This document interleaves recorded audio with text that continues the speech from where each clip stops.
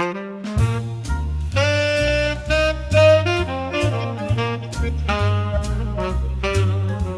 and welcome to another episode of Billy Watson TV. It gives me great pleasure to introduce a first-time guest on the show. He is an artist, author, and activist whose work spans visual arts, literature, and socio-political commentary. He is known for his provocative paintings and his outspoken views on freedom of speech and societal transformation. He has been targeted by the BBC, The Times, and The Guardian for speaking out against the system, and is one of the most respected people within the British truth-seeking movement. Welcome to the show, Jason Liosatos. It's great to have you here.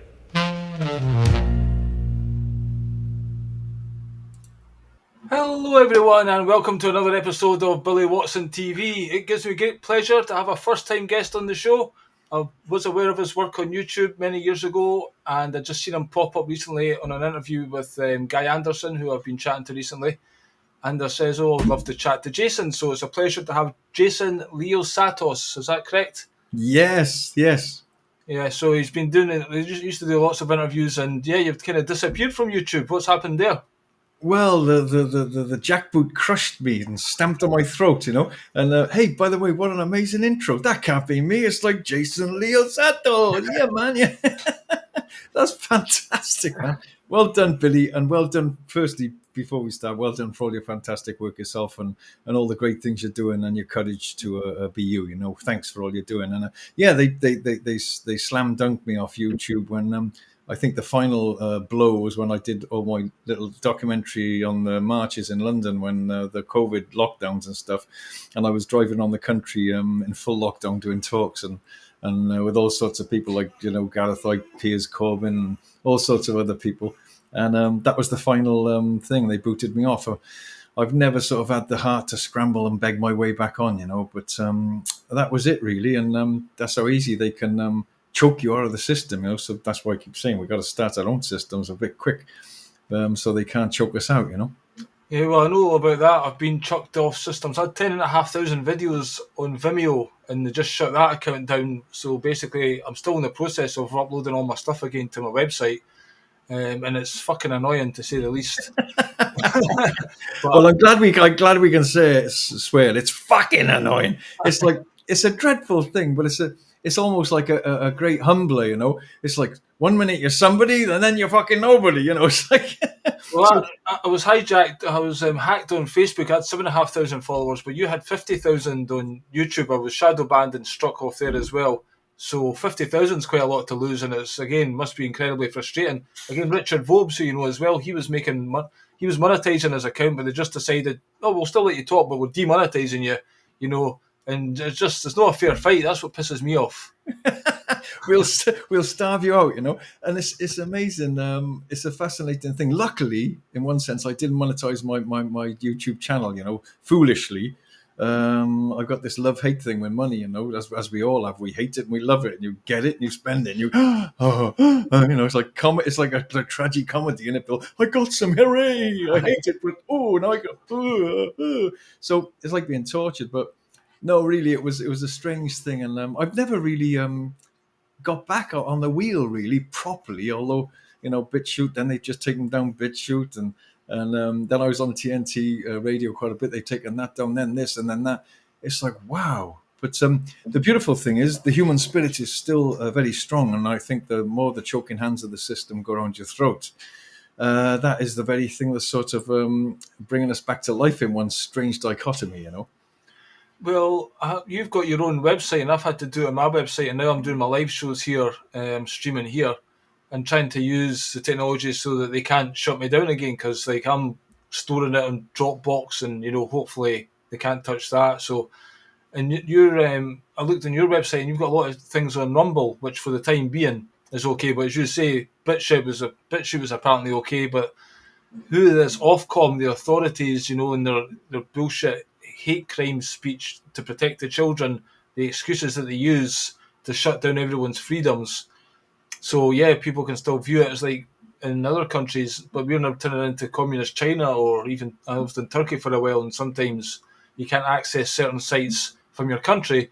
And we used to say in Britain, what is this? It's not Nazi Germany. Well, I'm afraid it's turning into that, and the people don't seem to care about, what's happening. And that's another frustrating thing.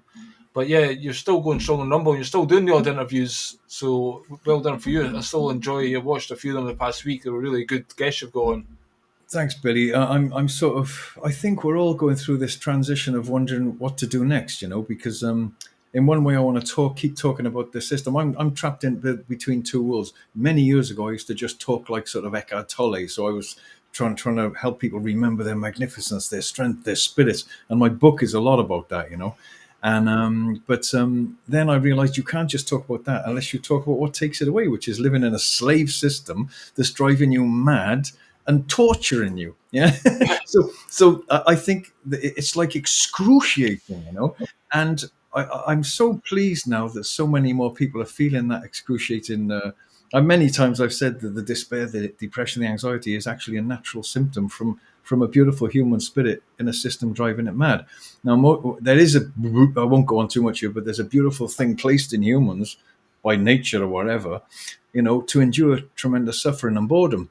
And I just wrote it down here because I wanted to remember there used to be a zoo where I used to live in Barry, South Wales, a dreadful zoo. I used to work there one day a week at one point, and there was bears there in a tiny cage, and they were bald, big brown bears. Why? Because they just used to rub their heads against the bars all the time, and that's what people feel like now. So the pointlessness and excruciating pain that people are in, and the boredom and the despair, is not quite pointless. I want to tell everyone that, because that's the very thing that's pushing us towards finding something better, not only within ourselves, but within creating new societies and systems, which obviously that birth has got the boot of the controllers on its neck. It doesn't want that birth to happen. They got their boot on its cervix almost. So, but that is very exciting. So it's a strange place to be now.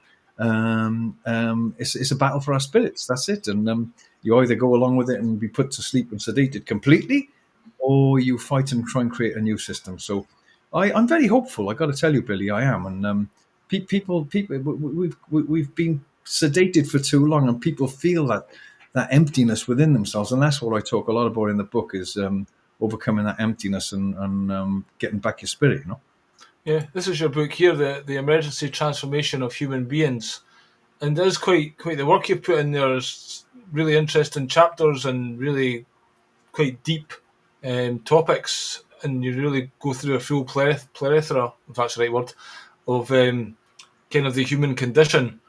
How did you get into writing that book? How long did that take? It must have been quite a deep dive to bring that out.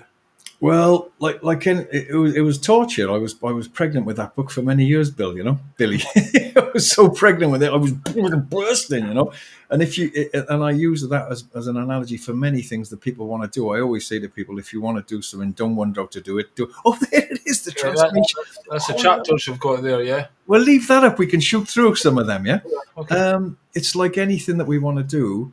And I want to put a caveat in here and a little warning for people, and turn it into a warning and an inspiration both at the same time, So like a dichotomy. If you want to do anything, often we don't do things because we fear failure, we fear criticism, we fear punishment, or people laughing at you and stuff. But I want to say to people, and this is whether I'm being an artist, painting a picture, or opening a gallery, or writing a book, or doing a show like you. And you'll know this, Billy. You're a creative, and your brilliant work as a comedian, man. I mean, I got to tell you, it's fantastic. Thank you so much for what you're doing and for being you in your fullness. Well, I can't do comedy anymore, but I'm barred and ostracised from everywhere. So you're banned from everywhere. But the thing is, I want to warn people of something. If you want to do something, whether it's write a book or whatever, remember that perfectionism equals paralysis. So if you want, I'm coming back to why I wrote my book. Because if you want to do something and you want to make it perfect, it's different if you're going to be a brain surgeon and say, hey, come on, Billy, I'll practice on you, No, you've got to put the work in to be safe. But if it's a book or a painting or an artist or a presenter like this, then just begin, because, often we don't start. So the book was very similar to that. I couldn't start the book, and I was pregnant for years with it. And eventually, the pregnancy got to such a point where I couldn't stand it any longer. So I actually went to see shamans and all sorts of people to try and trigger the birth.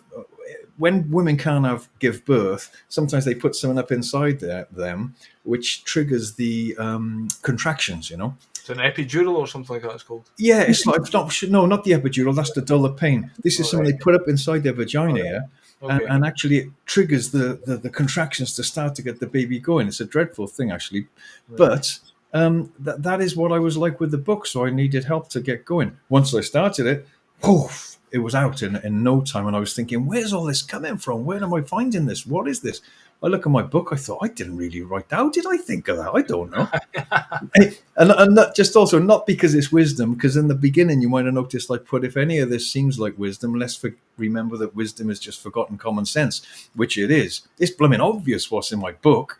People have just forgot how stupidly obvious it is. So, but that's where we are, the great remembering now. And it's like, I feel it's like it's coming home to people. People can't stand not to come home to themselves anymore. We've become so empty. And I've been for thousands of years. The system puts us to sleep. It sedates us.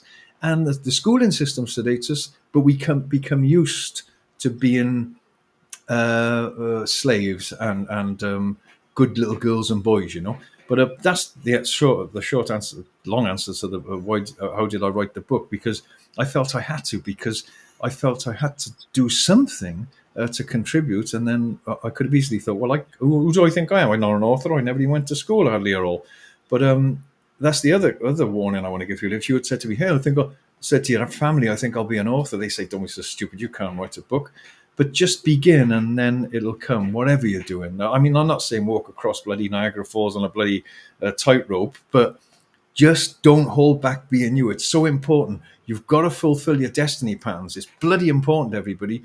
Don't hold back, yeah? Because of fear of criticism and punishment. Very important, Billy, Way back in the day, I started wanting to be a rock star, and I told my friends that, and then got ridiculed, and then tried to write some poetry, got ridiculed, and then you find, why are my friends not supporting me in this? And then, you quit, and then you start drinking and smoking, but there's that thing inside you or whatever, and then you have to kind of do it again, and then you kind of quit, and then it's just hanging around. And basically, again, I've started up interviews and done them for a while and got barred. Then I'm not doing it, but basically there's that kind of desire in you to connect with people and to talk about this topic, because I think you're going to die one day. Well, we're all going to die. I think maybe you talked about this recently as well, about kind of remembering we are going to die, so make the most of life, and therefore you don't want regrets kind of thing when you're on your deathbed, what you could have done. Because I think a lot of people have that, I should have done this and I should have done that. So I've always been one for having adventures, doing things, staying busy, trying to have hope, trying to do something going forward, and keeping life interesting, and a childlike spirit as well, almost like playfulness. I think's lost in the world. We used to have fun and laugh. You could, you were at your work, but you had a laugh and a bit of banter.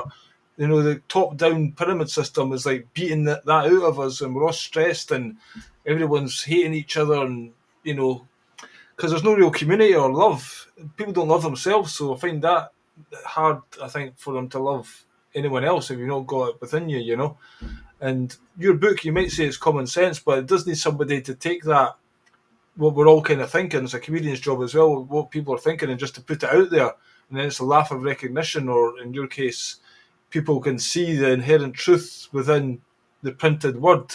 That's hard to tell somebody in a quick sentence, but if they have the chance to reflect and read it, then we can connect and basically feel like we're not alone. And yeah, there's common sense, and morality is a thing we should be living up. I've seen your William Katie interview where he kind of talked about how the jury system is almost like would install a sense of morality, but that's taken out of the population, and we've got these judges who are apparently judging everyone, but that's not based on morals, that's based on the law, which is parasiting off us, And it's about empowering ourselves. And again, your book goes into these kind of things, taking your power back and healing and the different stages you go through to be honest, I don't know if we can actually save this world or if it's possible to save it. I think you're working on yourself is the most important thing, and maybe there's going to be a reset, and some will like go one way and some will go another way, and some will have to repeat the process again to kind of work on themselves, and others maybe made the grade and can move on. Who really knows? But certainly everything comes from your own. You only affect yourself and those around you, so you have to start the inward journey, and from that, I think we can have a better world. And again, your book helps people to do that. Beautifully said, Billy. Beautifully poetically said. I love it. Thank you so much. It's great to be chatting to you, man. It's lovely, and I love the Scots spirit. You know, I lived up near Elgin for a while, near Lossiemouth in Hopeman. I loved the Scots people. You know, they had some real spirit and backbone. You know. Well, we used to have it. I've done a song called "Scotland Sleeping," and having a go at them, because what happened? They were saying, "Oh, Braveheart, Braveheart," and then lockdown came. Oh, little mouses. Yeah. Sitting in our houses obeying the authorities, Boris Johnson. It's like, fuck off. I agree. And the thing is, Billy, it's, you know, people can. I just want to write down connected, because what you said, I want to remember that. But it's okay to shout, jump on your hind legs and shout, "Fuck off!" You know, people have lost that spirit, and people say, "Oh, I don't like you when you swear on shows, Jason." Well, fuck it then. Swearing's good. I like it. It's gets it out of you. Most, right? So you see a boxing match and there's two people leathering fuck at each other, right? And then it goes to the corner and this cornerman's telling the boxer, "You got to fucking do this, and get him fucking get." And the guy goes, "Well, apologies for the language." Two guys beating shit at each other here, okay? It's just the one's got to say it every single time. It's like, come on, when are we going to grow up? It's pandering to this politically correct woke agenda, you know what I mean? And everyone's a snowflake these days because they can't take a fucking joke. So therefore, I get banned from everywhere for having an opinion and trying to say something. And people are winning the Spirit of Billy Connolly Award and they've got fuck all to say about anything, and they're complete pussies. And it's like, what the fuck's going on? Fantastic, man, fantastic. But what you said, I loved it, because you were saying about the working on ourselves, you know. And it sounds too spiritual, doesn't it? Because I know there's a lot of... I don't agree with the big spiritual movement in many ways. I've got to tell you, where I live in Totnes, and everyone's saying everything's happening perfectly. What you resist persists, you know. Oh, what you don't resist persists. Jesus Christ, you're being... The system's thumping the fuck out of you. And it's made you give up. It's made you turn on yourself. This is important, everybody. The system turns you on yourself, and it turns you on other people and your brothers and your sisters and your neighbors. There's no borders if you look down. There's no countries. It's bullshit. We've all been turned against each other, but I'm getting carried away. But no, working on yourself is very important, because there's not many absolutes you can say in this world, but one of them is, if you scientifically, I'm talking about, no, this isn't spiritually, everything's connected. Everything's connected. You talk about the 100th monkey syndrome and that, you know, and it's all connected. So if you work on yourself, actually, yes, you are changing the whole system, because each person is an individual member of the human orchestra. So if we can all find that strength within us, not only is it infectious and it spreads, then the fucking psychotic conductors who are saying do that and do that, they can wave their freaking sticks as much as they want to, and people just say, "Sorry, we see you. We're a whole unit now, and we're going to create something different without you psychos." You know, I was looking at some of the things on the news going on today, and, you know, this and that, and everything's going to be great. It's like, look, no one's talking about the elephant in the room, which is bloody slavery, you know. That's why I've liked Mark Passio over the years. I haven't seen him for a while, but that guy says it the way it is. "Oh, Mark's really angry." You're bloody right he is. He's worried about his human brothers and sisters who are enslaved. Jesus Christ.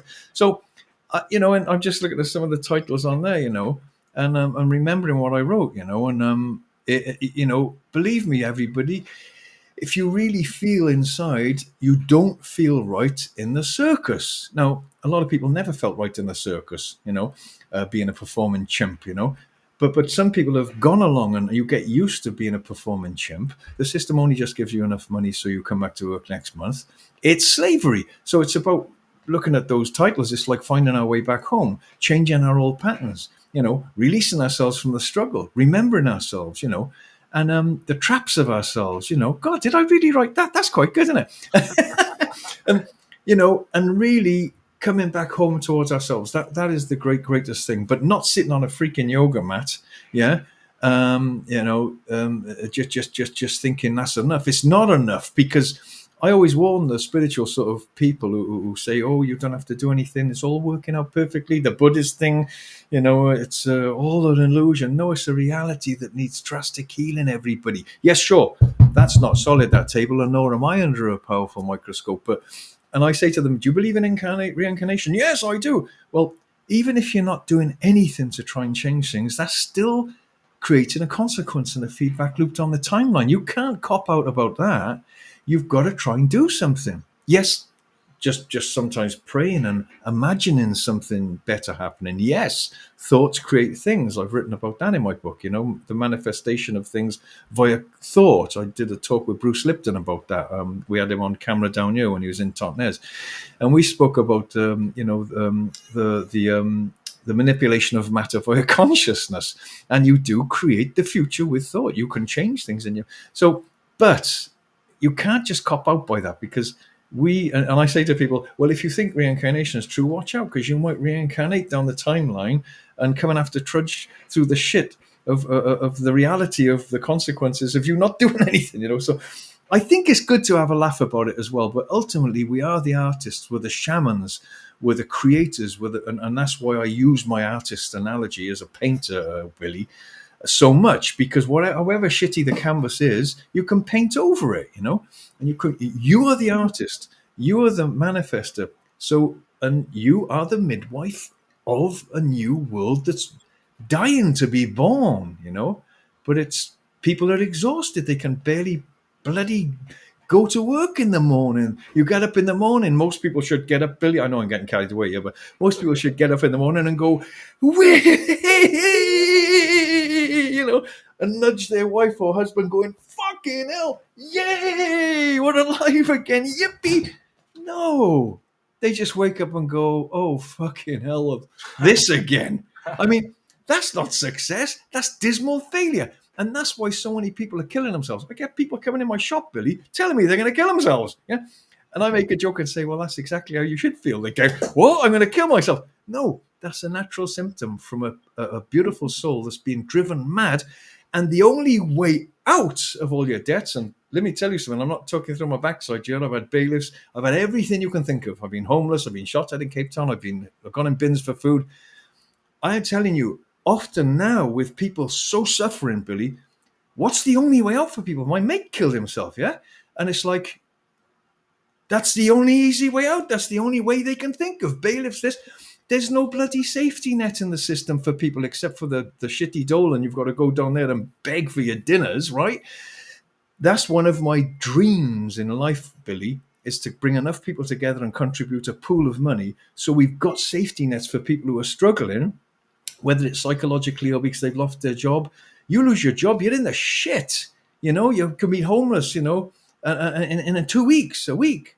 So I think we should have create systems where people can come together and help each other and build systems, a safety network where people don't have to be on the edge of such anxiety. I don't know where the hell I started going with that. I've forgotten, but I better shut up. No, it's all right. Feel free to have a good rant and express yourself. That's what we're here for. Basically, well, there's somebody in my local town who's on the news today. He was found in a car at 6 o'clock this morning, and there's no suspicious circumstances. They're not releasing why, but people are kind of speculating it was a suicide, and people are saying condolences to the family, etc. And there's this thing called Andy's Man's Club. I don't know if it's in England, but it's certainly where I go train. There's where I train. There's a sticker on the wall there. Yeah. I'd like to get those people on. Yeah. There's lots of men, in particular, because there's like quite a big pressure on men to be the breadwinner or whatever. Although obviously women have been drafted into the workforce, but men don't really have an outlet. Even women in the past, they would be like the network of the community when the men were at work, and they would talk to each other and what's good for women to talk, and that would help. When there's a party, a new year, everyone knew each other. But now both parents at work, the child goes to the indoctrination centre. God knows what's going on there these days. And even the whole idea of work, to me, you talked about the potential that's within us. Every day we could get up and we could just as a community come together, talk about growing our own food, think about free energy is a thing that, nobody ever talks about. But we have the potential to live an interesting life and come together as a people, but we're all in these jobs earning this fiat currency, which is not even, real. So, and then they're going to use that to move us into a digital currency and more control. Whereas every day everyone just said, "Stop! What the fuck are we doing? Let's get around the table and talk about this. Is this a wise way for us to live our lives? 40 years on the treadmill, and then you've been that poisoned with all the food, the water, the stuff they're spraying on us, and you're going to die when it's time to retire, all to feed the parasites that are, this other species or whatever's kind of at the top of this pyramid, and siphoning off our sweat equity and, our happiness and joy. Because one of your chapters there, happiness, love, and joy. That's why I talk about the kind of, and that's why I've done comedy and poetry, whatever, is to have that joy and create that laughter and have some fun and joke about the shit that we're in, so that we can do something about it. And lots of people, I've done a show called Shooting the Shit, where I was bringing up lots of news articles, and I think you talked about sometimes you don't want to just bring up the shit that they're putting out because you're almost like feeding it. But I would bring it up and kind of like look at these idiots like Macron with his coke and cocaine and everything or whatever. That was amazing, man. I'll tell you. But just have a laugh at these things. But at the same time, it got a bit, you're just trudging in their shit all the time, and you're talking about solutions. What solutions are there? What's coming out of all this? Are we just sharing memes and saying, "Oh, look at this guy, he's bad, he's bad"? Why don't we all just get together and stop paying taxes and stop funding our own demise?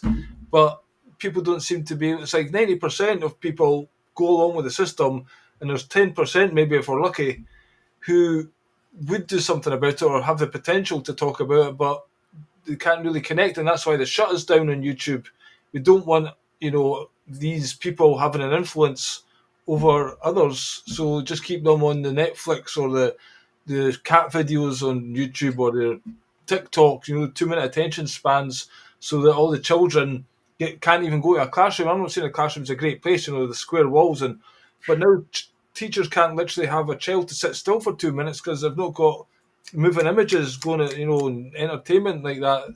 So again, it seems like a war on humanity by almost a different species almost. Somebody that Keir Starmer and his bunch of merry pranksters who don't obviously love us, or are they pushing us that much into the darkness that's going to trigger us to awake? That's one theory, but someday soon I pray to God that people will come out of their hypnosis, take their head out the sand, so to speak. And it's just quite sad when you can't even talk to your family about, possibly that's not a good idea to take that jag. And then 2 years later, well, sorry about this, but you're going to die. And, I tried to warn you and I can't even tell you now that you caused it. You still think the NHS is a great thing. And it's like, there is no hope. So it's difficult for people who are awake to kind of live in the modern world and keep the brave face on and keep showing up to their jobs and having to be silent when everyone's talking about a topic. You can't even bring up, I know you talk sometimes about Israel and all that's involved in on that. If you bring up that topic, if you're anti-Semitic, you're banned from the conversation. We'll just shut you down there. It's like, I've actually got a lot of knowledge in this subject because I spent a great deal of time studying it. I've not just bought the fucking postcard version, but okay, I'll shut up, So, it's frustrating. Yeah, man. Well said, Billy. And I just want to say right here, and honest to God, I read somewhere Emerson, Ralph Waldo Emerson, a very, very great philosopher on that. I don't know whether he was on the other side or what, but I read once he said, "If we are related, we shall meet." So I want to just say, I'm glad I met you, man. So it's really good to meet you, because I was saying this to Guy when he came in the shop, and Guy's seen what happens in my shop. My God, Billy, it's like there's overlaps happening all the time now. So that's very exciting. And hi, Guy, if you're watching, mate, nice to see you. There we are, yeah. Guy came in the shop. It was beautiful because just when he was in there was little things, synchronicities going on. It was like, yeah, wow, whoa. And it's like a great mentor of mine said 40 years ago, he said, at a critical time in human history, meaning now, obviously, I know it's always a critical time, but he said people will be brought together as if by magic, like tapping metal filings over a shape. And that's happening now. It really is. Back to what you just said, I just made a couple of notes when you were saying it, about people coming together, Billy. We've got naturalearthecoliving.com. We've tried Possibly the timing isn't right, so I've got to stop being frustrated about it. Timing's everything with something, you know. I don't feel people are desperate enough at the moment. They're not being really punished enough, not having enough food and things yet. And people say, "Oh, that'll never happen." Okay, well, hopefully it'll never happen. But we've been trying to set up little systems for a while where people can come together. I'll give you an example. People come in my shop on our sort of page of free thinking and knowing the system and what's coming. But even so, they'll say, "Oh, I'm looking at houses, or I'm buying a house." It's like, "Oh, wait, well, I saw one for about 850,000. Another person will say 400,000. Someone else will be buying." I'm thinking that's two farms we can all buy, for Christ's sake. And I know it's frightening coming together because we've gone mad as a species. That's another whole topic. We've gone mental. We're mentally ill. We've gone mad as a species. You know, well, because of government sickness. Government is a sickness, and it's putrefying and poisoning everybody from the top down. I saw Trump and that guy who's bought him a bloody £400 million plane today, you know. And I thought, you know, I hope Trump's going to save us, but we got to save us, you know. But I thought, my God, all the people starving, those little skinny kids in Gaza, what the fuck's going on, man? But anyway, calm down, Jason. So, and I've also had big meetings with people who are renting, like me, you know. I'm paying, I won't say what I'm paying, but it's a lot for rent. Oh, no, I will. £1,200 a month for rent. Well, you're a failure at 63 years old then, Jason. All right, I've made mistakes. You know, I'm not this guy who's running after money and hungry for money, because it's a dichotomy, dual system. I hate money because it's destroying people. It's turning people horrible.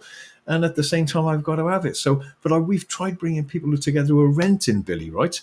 So I've been in the room with 8 people, right? 10 people who are paying over £1,000 a month to rent, who hate it, who hate paying their landlords, who hate being slaves to the system. And I say to them, that's 12, maybe 15 grand in the middle of this room a month. Okay, we want to buy farms and create new systems and communities, which I could rant on about all day, the nuances of that.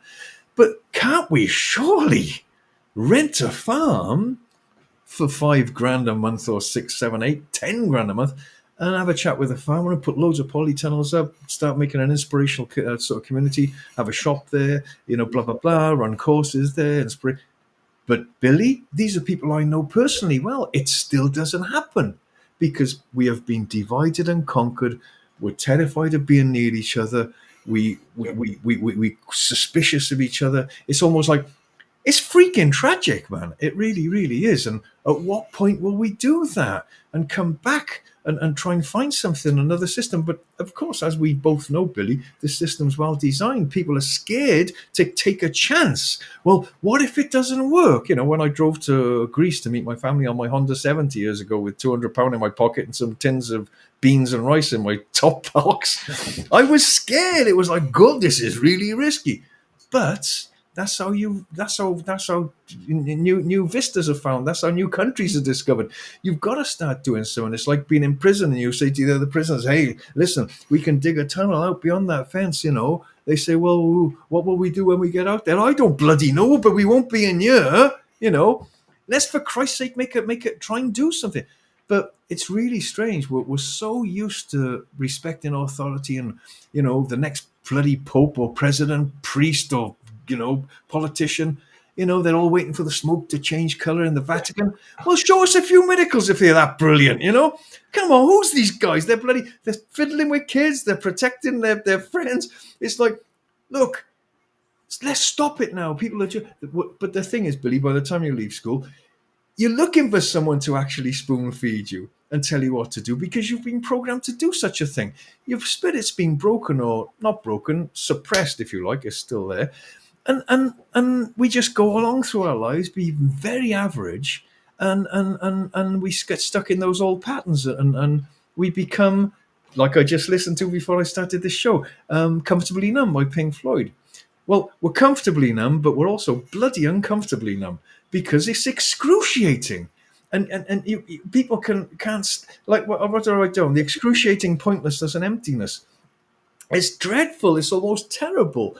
But we get used to it and we carry on and we get on with things. And like you said about your family, if you dare to have the temerity or the audacity to say to people, listen, we're slaves. Did you know you're a slave? Even if you're making 10 grand a month, you're still a slave, yeah? Don't you dare tell me I'm a slave. Don't you dare. So people don't want to face the fact that they've been tricked and enslaved and put into debt and born into a prison, really. That's what it is. And that's tragic, very tragic, but we can talk about it now and not get a bullet through the head like years ago. People used to stand up. I was listening to Martin Luther King the other night, and people say he was on the other side and everything. I don't know whether he was or not, but he's a very inspiring man. I was in Cape Town, married to a black woman years ago when Mandela was on Robben Island, so I know what that kind of thing's like. So, you know, he was talking about freedom. Now, just a quick thing, and I'll shut up, is that I believe that we're at the I think we're at the point of the abolition of human slavery, not just like he was talking about black slavery. If you look at those speeches, we shall overcome, we shall overcome. It's exactly what is happening to everybody globally, not just black people. We now need the abolition of human slavery. How's that going to happen? I don't know, because it's got a tremendous momentum, this slavery, and they're not going to let us out of the cage. It's like, come on. And I've given analogies before about my dog, the government will probably say, well, you're free to do what you want. But if I open the door and say to my dog, go on, love, you're free. I know you don't like being inside all the time. You hate it inside. You're free. The dog would look at me. Okay, we give the dog a bit of food. We make it, keep it warm. It looks outside. Well, there's doubt out there. What am I going to do if I break? And it stays here. You can say, go on, you can go. No, I'll stay with you lot. You're giving me a bit of love. Very similar to our system, Billy. So what's going to happen? I don't know. But all I do know is we are at the inception of manual override. It's been like people on a mad ocean cruiser, and the psychotic captains are just bellowing down the commands and pushing everything around and giving you a bit of food to keep you going. But the people in the engine room are now thinking, I don't want to do this anymore. So it's like Mutiny on the Bounty almost. I think there's lots of things going to come up, but I think we'll be forced to create new systems. There'll be people who will go along with the digital slavery and the ULEZ and everything like that, and there'll be people who will say, right, okay, that's enough. But what worries me is, will people be able to do that once the digital slavery is in? Because then it'll be like, you can't do that. Boom, your bank account shut. Oh yeah, that's definitely part of their agenda. Yeah, I mean, I've got some interesting theories about a few things you've said there. As far as the future, there's people I listen to. One of them is called Chief Ironbush, and he basically talks about it's almost Erin Bush. I'm going to write it down. Chief Ironbush. Ironbush, yeah. Have you heard of Archaics? Yeah. Archaics. Well, he was on the Archaics channel, and I listened to this guy. So he's an elder of kind of Native Americans or whatever, and yeah, he's got quite interesting knowledge, and his YouTube channel is quite fascinating. Some quite far out there theories, because you probably know once you start going down the rabbit holes, the surface levels, maybe you're Alex Jones or whatever, and then you kind of see beyond that, and then you keep digging and digging, and then you get way down. So it's very difficult to have conversations with people because you're way, way, way down. So he talks about kind of this is like almost an end of an age, and there's like a big rapture coming. And that's like 2040, he says, and it's all about the purging of your individual soul, whether you're ready to make the grade. And the kind of controllers have got all their underground tunnels and everything in place, so maybe they pop up, control, do all the orphan babies, and give everyone with no conscious thought in their minds. And there's some maybe got the DNA from times gone by, where we're the old souls or whatever you want to call it, so we remember better times. But basically these controllers then know whatever they put out there, 90% of people are going to believe it, so they can it's all about the narrative and the perception, and that keeps people in line. And then the free thinkers are just thinking outside the box. But we are, if we got our message out there and everyone followed us, the system couldn't survive, because with too many people going their own way and doing their own individual things, and maybe the processing power of this kind of dimension would pack in or something. So they have to keep people locked down, but they know every so often there's a reset, and they're just trying to get everyone, maybe this whole transhumanism stuff.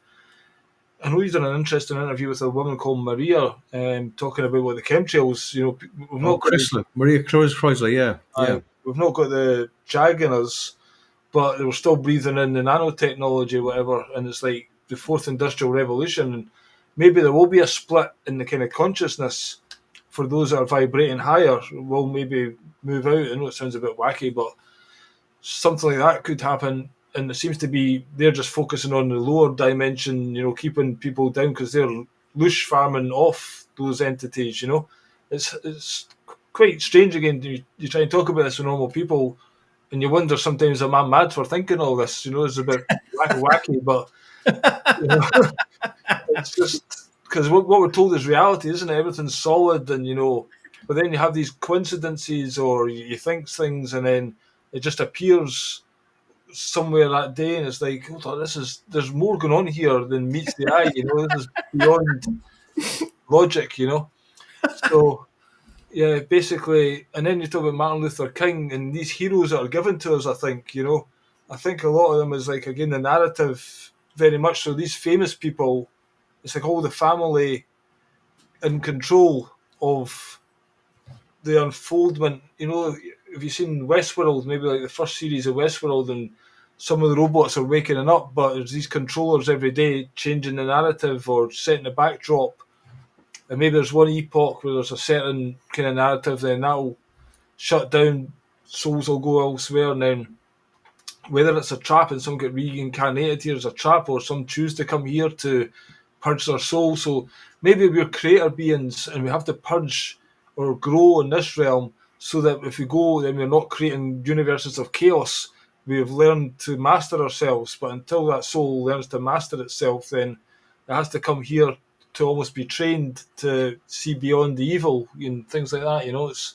It's quite mental, all of it. You know what I mean? So Beautiful, beautiful, Billy. It's beautiful, honestly, but very well, beautifully put. I love all that, and I absolutely 100% agree with it. Now, for people who think, well, perhaps these guys are bonkers, yeah? Listen, I've always been bonkers. You show me one creative person who wasn't bonkers. But my dream, just to cover that, my dream is that someone walks, up to me and says, Jason, I got good news for you. I'd say, what? They'd say, you've gone completely mad, right?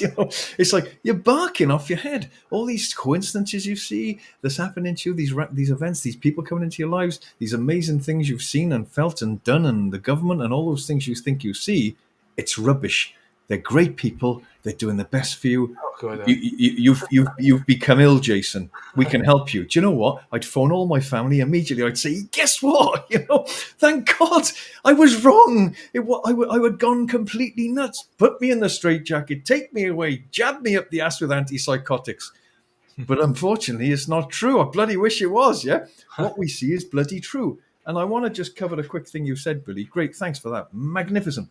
Because as you probably saw in my book, I write about the new epoch, It's the first chapter. And I've said it on many shows, it's boring, but a new epoch, the word epoch, and it is important, the word epoch comes from the Greek word epoche, which means a stoppage, actually, right? So someone said, oh, well, hang on a minute. Epoch, new epoch, that's not a stoppage. But it is. And what I want to say is that this is my analogy now, in every pregnancy, there's a point where the pregnancy stops and the birth begins. Let me tell you, everybody, that's where we are now. Now, we've always been there in every day, there's only now, I know that, there's no future, there's no past, but there's only this all-encompassing now, but that is where we are now. And the other analogy, which I must give you on your show, which everyone's heard me say before, but if you haven't, here it is. When a baby bird pecks its way out of an egg, the poisons actually build inside the egg, and which trigger the baby bird to peck. It just doesn't think, oh, I think I'll peck my way out. No, the poisons build inside the egg. So what's happening now is the poisons in the system, corrupt governments, lying, cheating, punishment, and as I said, I think earlier, we've got a tremendous capacity as human beings to endure punishment, boredom, suffering, and everything.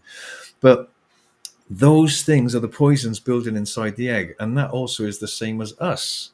So we're being forced to give birth to a new type of human being. And I've done shamanic work, and I've been with all sorts of shamans and psychics around the world. I've been very lucky to be helped by people, but I'm just this ordinary dumbass guy from Barry, really. So don't think I'm putting myself on a pedestal everywhere. I'm not. I always say, ask my wife. I was ranting around you last night, moaning and groaning like a blooming stupid idiot. But there's no doubt about it. What it's calling, it's like a smelling salts. This calling us now to lift our spirits higher. But when you said earlier on about Billy, about us resisting and that, and it's not so easy for people, you know that. I've thought, right, I'm not paying that bill, I'm not paying that bill, I'm not paying that bill. And the next thing is there's this giant bailiff outside your house. I had one outside my house, a monster of a man. I mean, what he didn't know is I would have fought him to the death, even at 63 years old, to stop him taking my stuff. But not that I got a lot of stuff. But that's what happens. Next minute, they'll hand you over to the bullies, and that's what it's like with the army. That's the government, the cowardly governments that you all vote for. It's the army that does their fighting for them. The police, they don't do it. So that's what happens. So it's not so easy to say, well, we can do that, but again, what it's doing is it's creating us to get out of the system and start something new. And we are at a dimension end. However you want to explain it, you explain it very well there, Billy. We can all feel it inside ourselves. We're done. We're done with this dimension. We're done with these spacesuits. We don't feel we fit them anymore. It's like outgrowing a pair of shoes. They feel tight. They feel constricting. That's what the system is. The system's making us feel like that, but we also feel like that. So I would very much say to people, raise your vibration. We could do a whole show on that. I mean, there's many ways.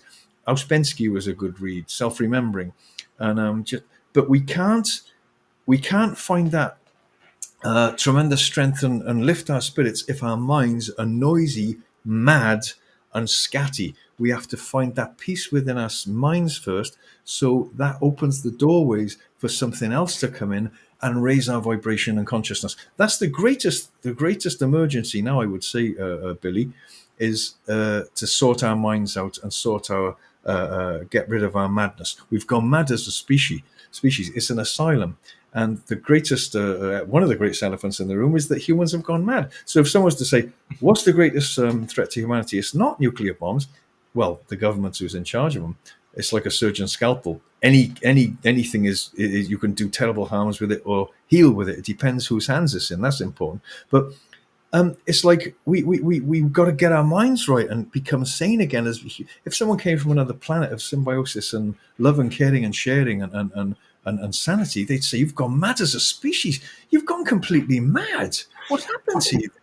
And it's obvious, but it's become normal. It's become normal, this whole money thing, and it's mad. So it's that self-remembering, really, and that always raise your vibration. I keep saying to people, keep up in your vibration. Be here, boom, boom, here I am, this is it. Raise. You don't have to sit and meditate all day on a cushion and say just raise your vibration. Don't let the system dull you down with debt and fear and worry and anxiety, because that's what it loves. Because that chokes off your metamorphic glands. Like I know I've said this before as well, but it is a good analogy. Wigglesworth, a guy called Wigglesworth, tied off a caterpillar's metamorphic glands and it didn't become a butterfly.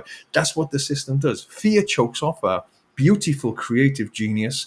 It chokes off our abilities as great shamans and mystics and psychics, and it chokes off our glands to move into another dimension of ourselves and leapfrog this one before it completely chokes us off and kills us.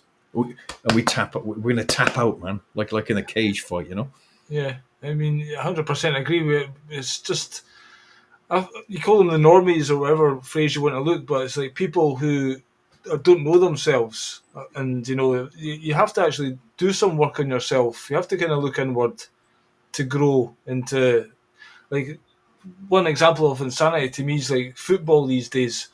In the past, you can maybe understand, supporting your local team or local players, and they're almost one of you. They would come out and drink with the guys, the supporters, and it was that. But these days, you've got all these foreigners, who don't give a shit, and it's just, it's just insanity. People can still lose the plot over these 11 strangers who it's no different from another 11 strangers and another wearing a different shirt, and just get some meaning from that, or and then it's a divide and conquer. It's like, and you're spending all money in your weekend and to go and support this, bread and circuses, whatever. It's just another form of distraction.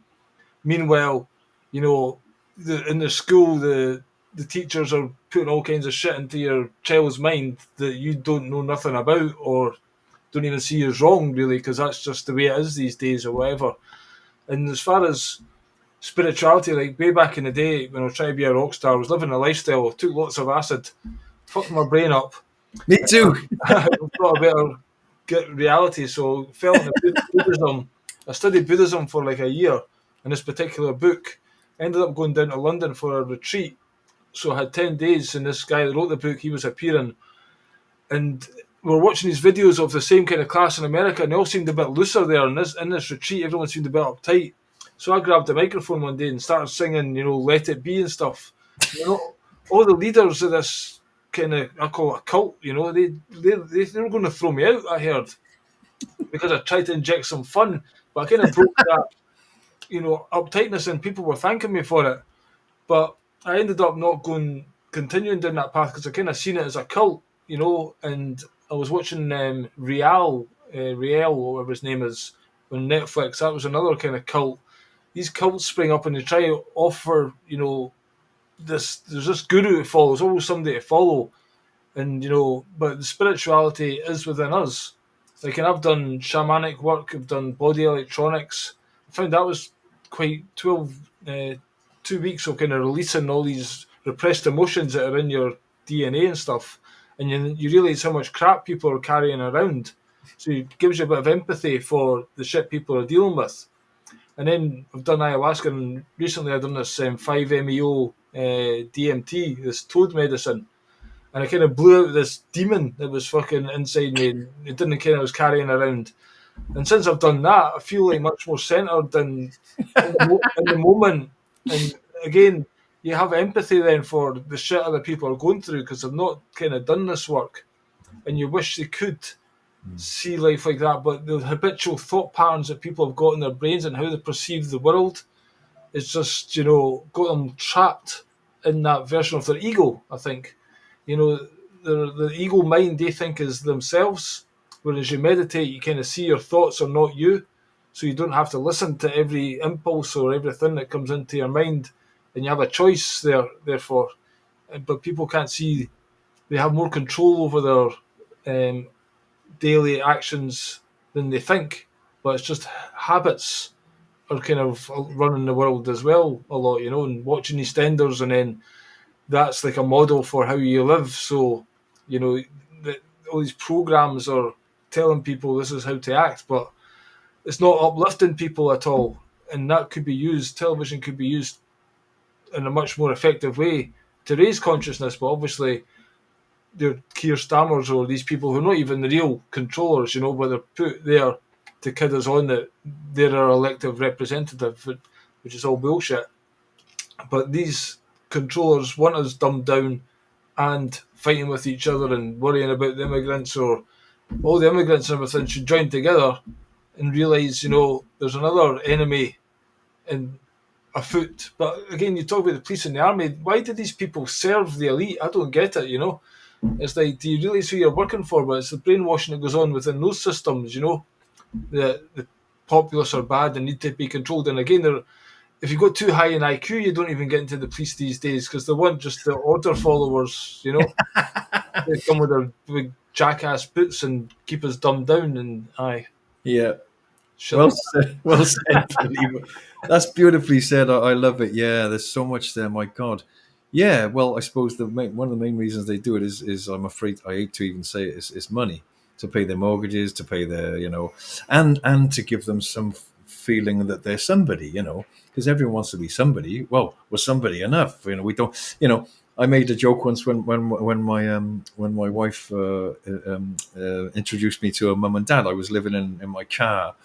Well, actually, we bought a scruffy old motorhome at the time. We pulled up outside their house, bless their souls, for Sunday dinner, and I got out with hair down to my ass and sort of rough old boots and an old rough t-shirt, and but I was very polite, sort of nice man. I was very kind to their daughter, and I wanted to treat her well, And oh, this is Jason now. Oh, where do you live? Oh, in the van there, you know. And I remember her dad wouldn't come out and look at it, you know. Shall I give you a little tour, you know, where we wash our asses in the bowl in the morning, you know. It's like, would you like a sandwich, you know? But you know, so but if they had said, "Hello, this I've had a suit on. This is Jason. And Doctor Jason. He's working in Great Ormond Street, and oh fucking hell, Doctor Jason, come on in and say." Which is natural that you want your kids to do the best, but they don't look at the character of the person. So one of the tragedies of our system, I believe, is that we're all, you know, if you're on the dole, you look down on, or if you washing dishes somewhere like I've done, and all sorts of jobs I've had, you know, and but you know, so when someone comes in my shop and they say, "Oh, are you Jason, the artist?" I'll say, "Well, not at all." You know, I mean, it's outside on my sign in letters, that big Jason Liosatos. But I said, "I'm not Jason Liosatos at all. That's nothing to do with me." You know, it's just a label that someone stamped on my forehead, and it's another grunt from a human voice box. Jason Liosatos. You know, it's bullshit. You know, I'm much more than that. You know, we're great, beautiful, advanced spiritual beings, and we've been sedated and put to bloody sleep, you know. And so I do truly believe that we're in that great transitional state now, simply because I think people can't stand it anymore. And it you know, they talk about even education. They talk about education. Well, what's education? It comes from the word educo, which means the Latin word educo, which means to educe, to draw from within. I mean, I was one of the dumbest kids in school. I was that far from being down in the real dummies class where they just got you to do the garden because they just given up on you completely. But I never felt, you know, I always felt that schooling was putting me to sleep. I really felt that when I didn't want to get on the bus in the morning, and we used to wait for my dad to go to work and get in through the skylight and, you know, and play snooker and stuff. I thought I was escaping being put to sleep. Now, I couldn't work it out then, but I had that feeling I had to get out of that suppression. Someone's telling me what to do, and even in those days, hitting you, you know. So I truly believe that that's what people should resist, is being put to sleep and having their spirits thwarted. But of course, by the time you come out of school, that's it. You're done, man. And worse still, it's not like you can come out there. You've either got to rent or stay with your mummy and daddy, which is a bit embarrassing when you bring your girlfriend home, or you've got to rent or you get a mortgage, right? Mortgage, I think it's called, what's it, chokehold or something in French. Death pledge. What is it? Death pledge. Death pledge, nice, yeah. Or and I did one of the things I wrote about in the book was the student loan trap, you know, because most people go to college or whatever, and I got to say it because I think it was really important. I was looking out of my bedroom and there was a street light. There was a web over the light, and all the flies were hurling themselves towards the light. There was the ghastly spider, and it was just eating them all. But the light, the analogy I wanted from the vision was that the light is the job, the success, the you know, stature. I'm at this, I'm at that. I got a job. The web is the student loan trap. So you've got to go into that web to get to the light, you know. And then once you're in that web, that's it. You're stuffed. So and then we come out of school and we're frightened little children. Most people you see, Billy, are frightened little children, little girls and boys who've never really grown up, who are just accepting authority and doing what they're told because they don't believe now that they can create something different. And that's why you don't see creating new societies. I see on my book there at the bottom. That's why you don't see that really, because people don't believe that they can do such a thing. And it's made so difficult, you know. But there are ways around it, and we've got to find them. And like you said much earlier on, that's why most people get pissed every night or go on porn or smoke or whatever. You know, I'm not saying it's all terrible. It's maybe got its place. It's up to you. It's your bloody choice. But those things are the sedation that often we need because we can't stand it. We just can't stand it anymore. You know, it's a dreadful thing. And so there's a lot we can do. But I believe team building is one of the answers, and that's people coming together now. I'm here now with you. There's no coincidence in that. The guy was in my shop, other people were coming in.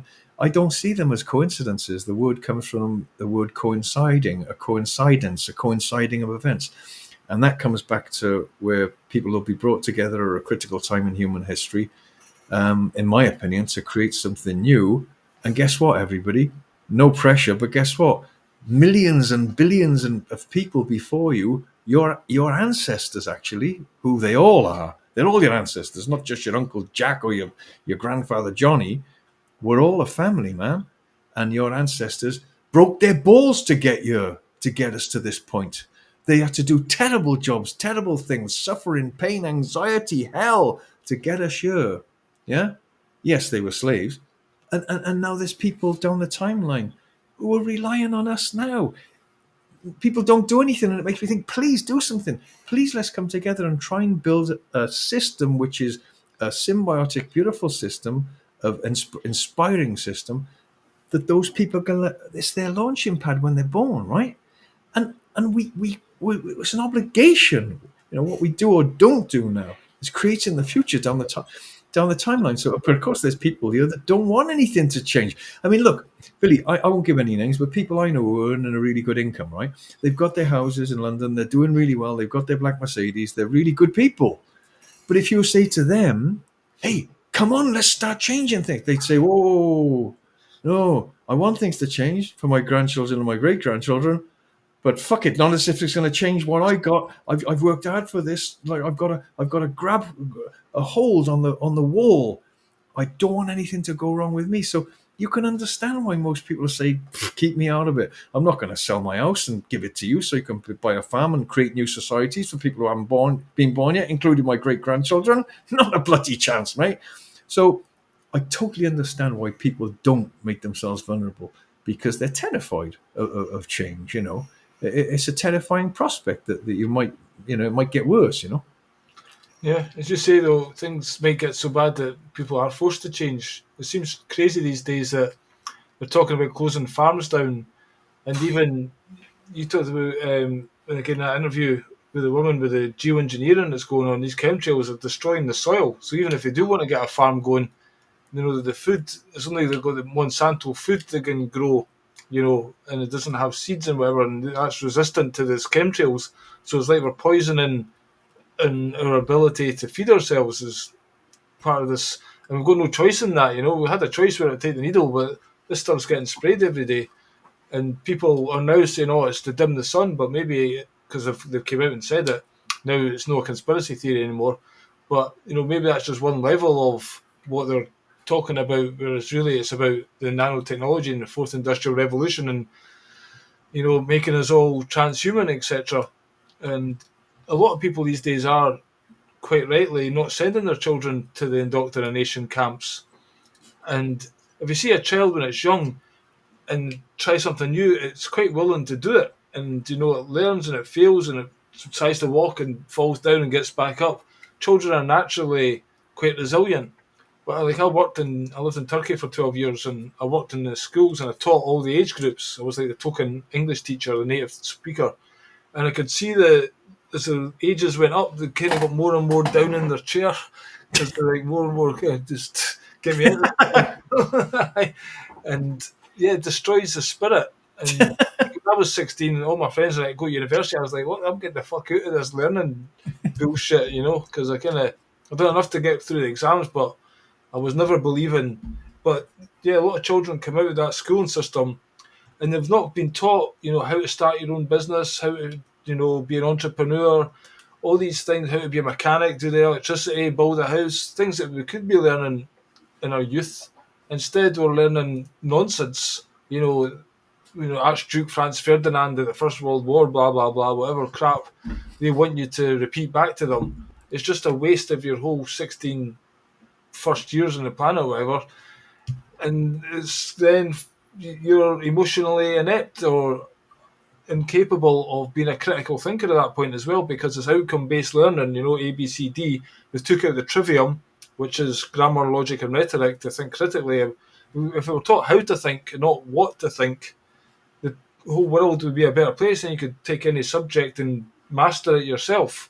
But they want us to go to them for the information to get, and you can only specialise in this little area, and somebody else will specialise in that little area, and then they're all kept apart. But up the top, they know that they're just playing all these people, against each other, or again, just controlling the system, CYST, it's a cyst, it's a cancerous, even the corporation is like a non-living entity, but, we're all slaves to that because it's got to make the profit, and therefore money is king and the shareholders need to be paid. So there's these rich guys, hardly even turning up at the job, that own these companies, and we're all running around like little ants at the bottom, fighting and bickering with each other and nearly killing ourselves just to earn a pittance, just to pay them back all the money and the tax and whatever, everything else, just to buy their food that grows on trees. But they poisoned the stuff in the supermarket and poisoned the soil so we can't pick it off a tree.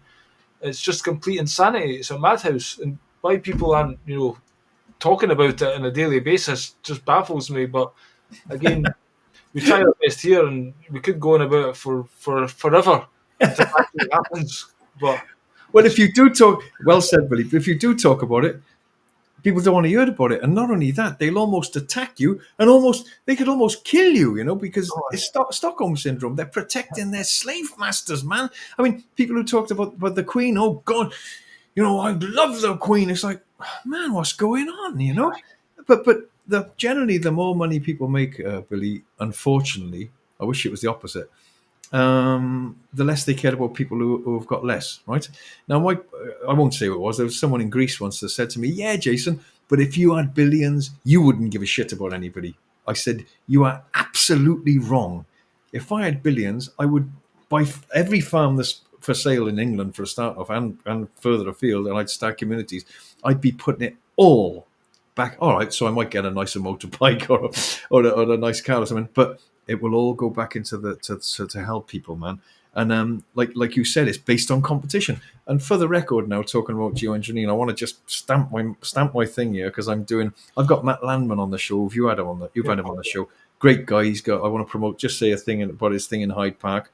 One of the ladies who's doing the music there, brilliant band. I forgot what they're called. Forgive me. But look on the poster on my Facebook thing, and you'll see they're great people speaking about the system via music, right?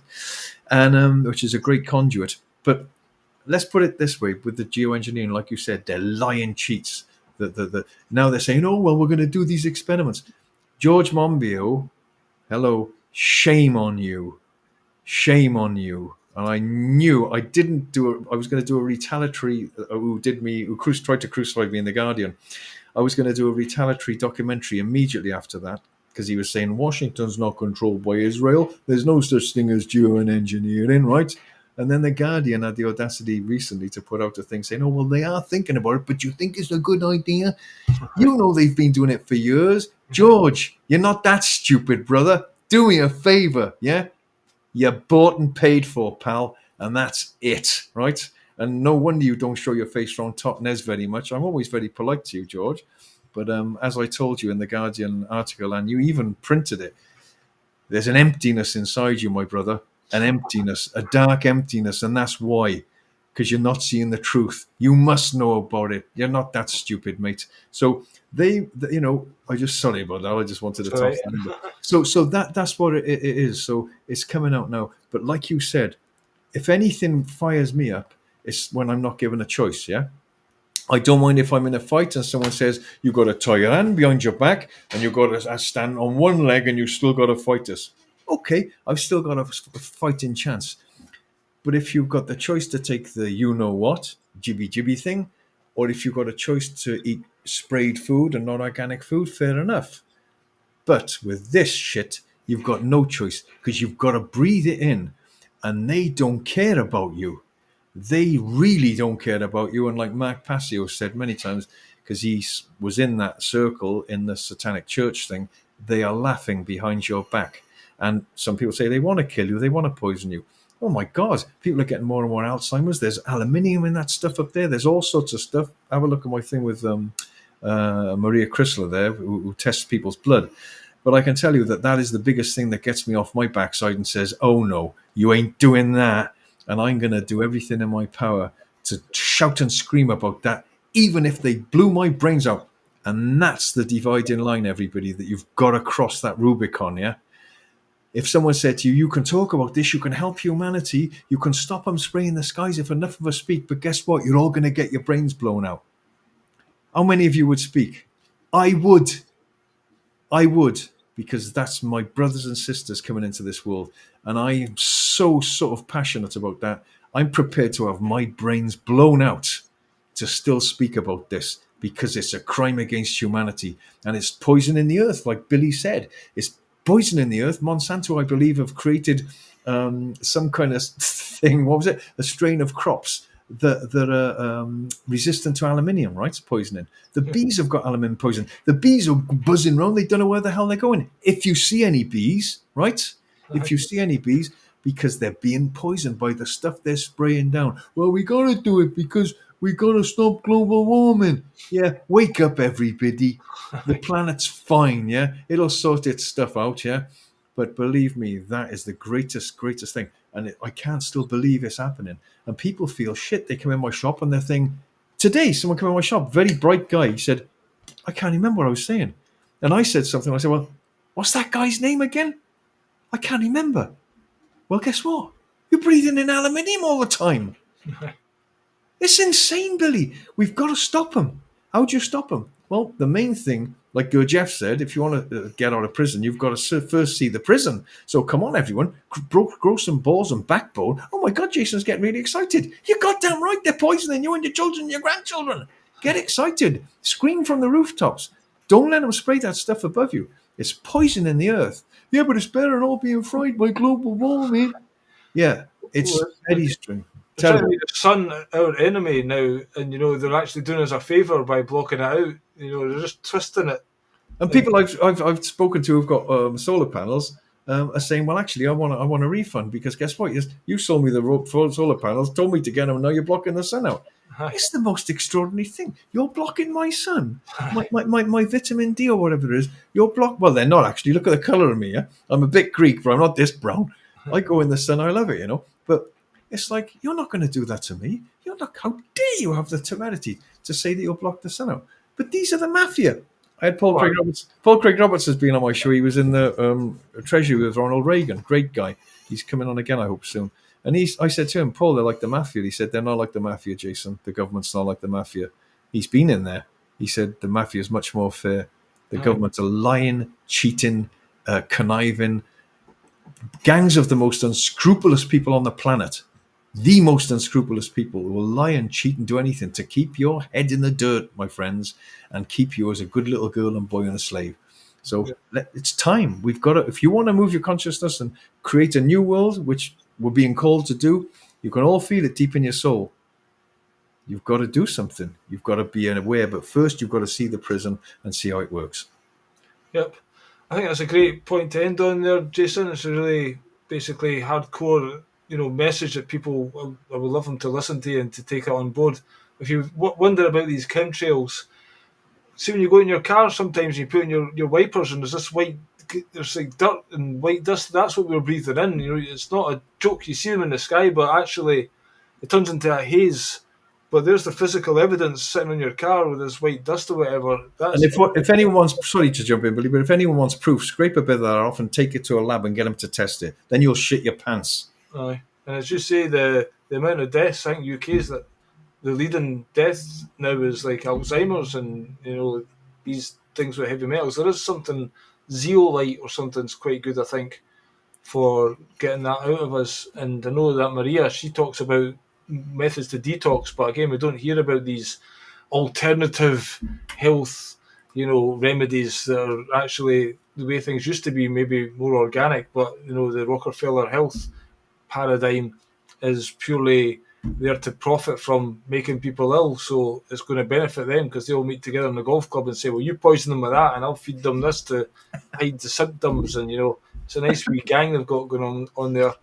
And why people want to follow these people, you just look at Keir Starmer, I can't even listen to him for more than 30 seconds without wanting to be sick, and just you're not in touch with your soul, I think, if you don't just want to violently vomit when you see these people, because they are demonic, I think. There's something deeply, deeply wrong with them.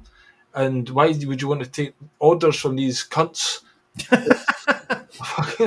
Nice word. That's a word we need to use a bit more. I might say it as well. Wait for it, everybody. Don't shout at me, cunts. Yeah? Yes, you've got to get passionate for God. I've been in the Houses of Parliament, right? Someone invited me in there for lunch. It's a long story. And they showed me it on the gallery, and every single one of those paintings in the gallery of the politicians, they were all paedophiles.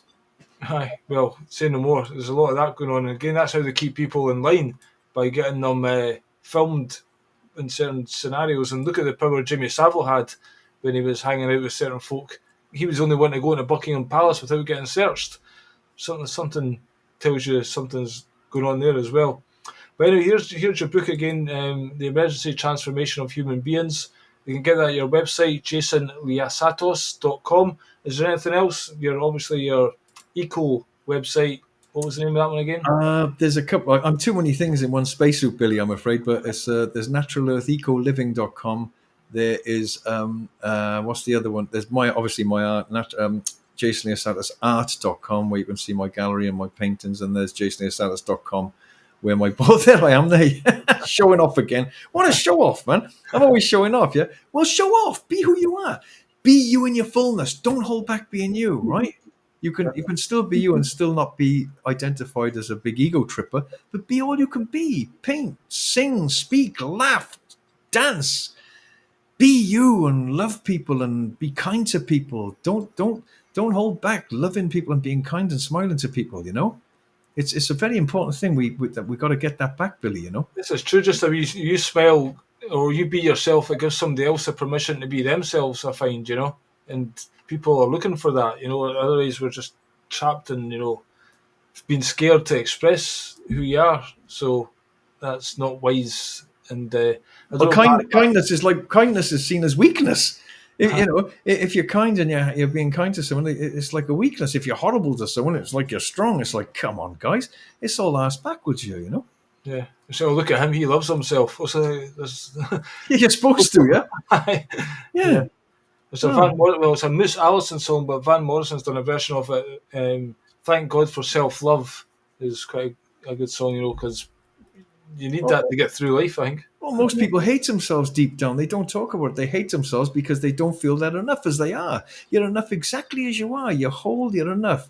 But the system tells you you're not, unless you're doing this or you got this behind your name and this and that and everything. We're beautiful individuals with great ability and power. And we've got to get that back, because we all feel empty, if we're honest about it. We've lost something, but it's still there. It's just, you've just got to tap under the surface again. It's there. It's not something you have to try and get. It's something you've already got. And come on, guys, it's time to come home. You know, it really, really is. It's been a long somnambulance, a long sleep for humanity. It's time, guys. We can't sleepwalk anymore. We really can't, you know. It's an emergency time to transform ourselves, so let's do it. Jason, it's been a pleasure chatting to you. If you hang on, I'll say goodbye to you after the show. I'll just you too. Up. You too, Billy. Thanks for everything you're doing, Billy. Fantastic to meet you, honestly. It really is. No worries. Thanks very much again for your time, and everyone else, thanks for watching. I'm back on Thursday with an interview with John O'Looney, who is a coroner who basically is quite active on Twitter, and he talks about what he discovered during COVID and all the deaths that were going on during that. So it should be an interesting chat. Look forward to seeing you then. Cheers to now. Bye bye.